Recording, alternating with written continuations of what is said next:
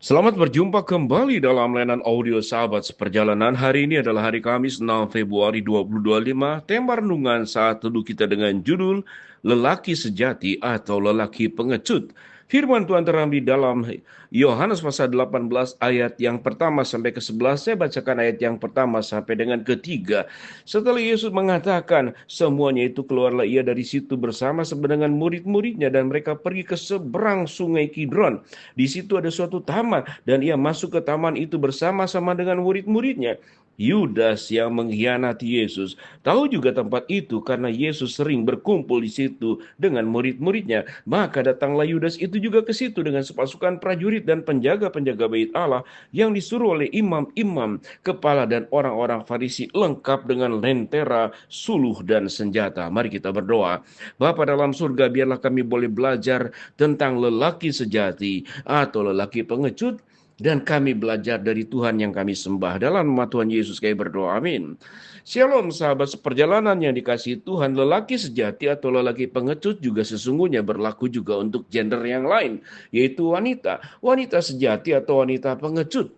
Manusia bisa memilih menjadi pribadi yang sejati atau menjadi pribadi yang pengecut. Dalam Yohanes 18 ayat yang pertama sampai dengan ke-11 kita melihat satu pribadi yang mewakili sebagai pribadi yang sejati, satu pribadi yang mewakili sebagai pribadi pengecut. Kita tahu dengan jelas yang mana jawabannya. Jawabannya tentu pria sejati, lelaki sejati adalah Yesus, dan lelaki pengecut itu adalah Yudas Iskariot. Jabaran daripada pengecut kita bisa masukkan pengkhianat, menjual Tuhan, aji mumpung, mencari kesempatan dalam kesempitan, memakai jabatan dengan cara salah, itulah Yudas.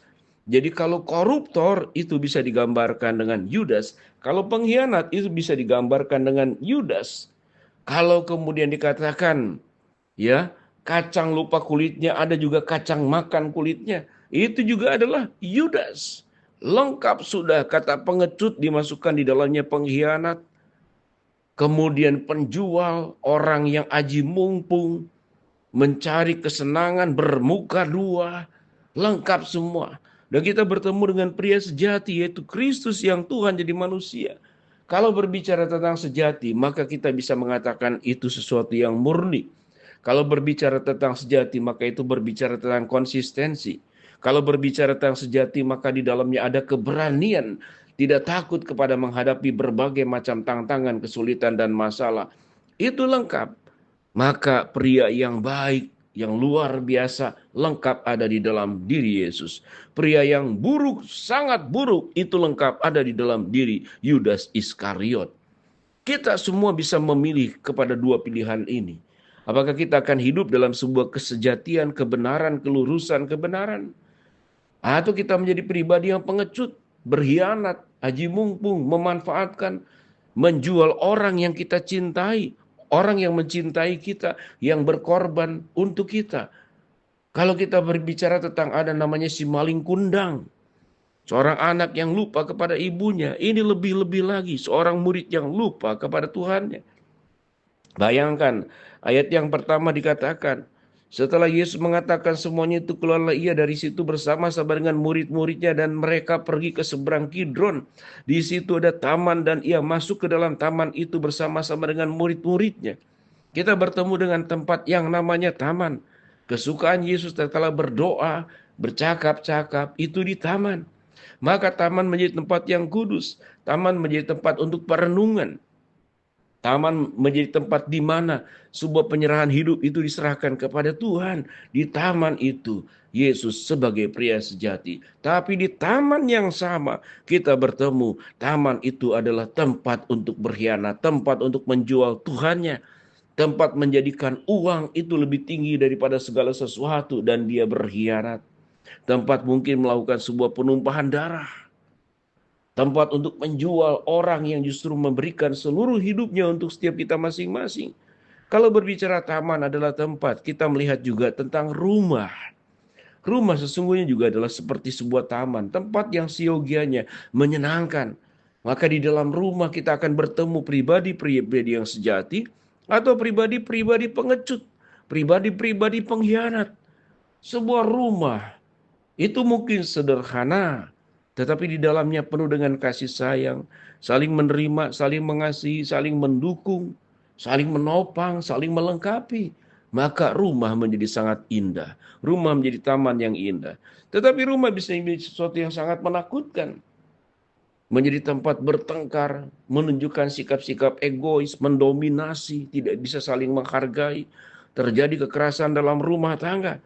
Maka sesungguhnya bukan di mana tempat kita hadir, tetapi hati apa yang kita bawa. Yesus membawa hatinya untuk mengasihi, mengampuni, dan menyelamatkan. Yudas Iskariot membawa hatinya untuk menjual Tuhannya, untuk berkhianat, untuk menunjukkan sebuah sikap pengecut yang sangat sempurna yang ada di dalam diri Yudas. Untuk hanya uang satu jumlah tertentu, dia hianati guru yang mencintainya. Dia hianati Tuhan yang mengasihinya.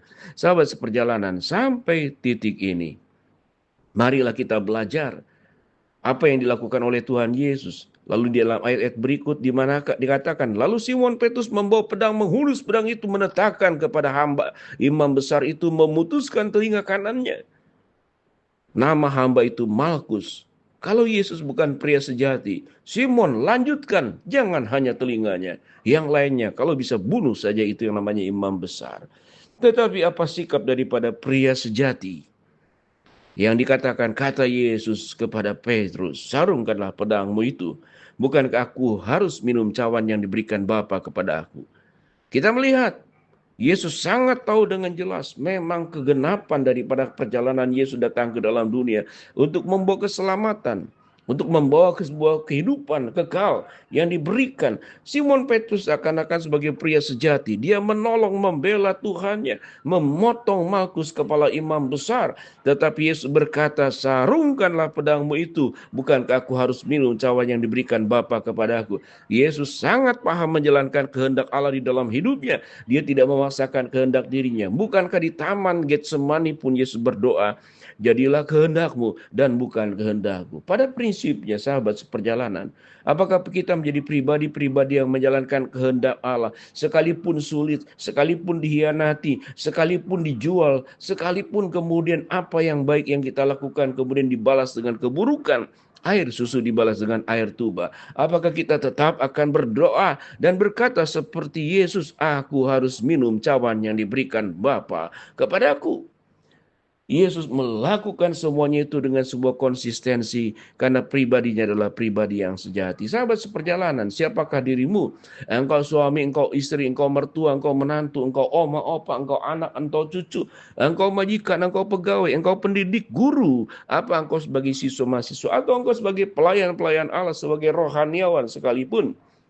Kita bisa menjadi pribadi pengecut seperti Yudas Iskariot, dan kita bisa menjadi pribadi sejati seperti Yesus. Sebuah pilihan hidup. Apakah kita akan hidup dalam sebuah sikap hidup yang kesejatian atau sebuah sikap hidup yang hidup dalam kepengecutan? Pilihan hidup itu sangat ditentukan. Kita mau memilih mana? Seperti Adam dan Hawa, memilih taat kepada Allah atau kepada iblis. Itu pilihan pun disediakan buat kita. Mari kita berdoa. Bapa dalam surga, terima kasih buat kebenaran firman Allah yang kami pelajari. Hamba berdoa buat sahabat seperjalanan yang sakit. Tuhan jamah sembuhkan sahabat seperjalanan yang sedang menghadapi masalah. Tuhan bukakan jalan. Sahabat seperjalanan yang sedang berdoa mengharapkan sesuatu, Tuhan kabulkan dengan cara dan waktu Tuhan yang terbaik. Di dalam nama Tuhan Yesus kami berdoa. Amin. Shalom. Tuhan memberkati kita semua.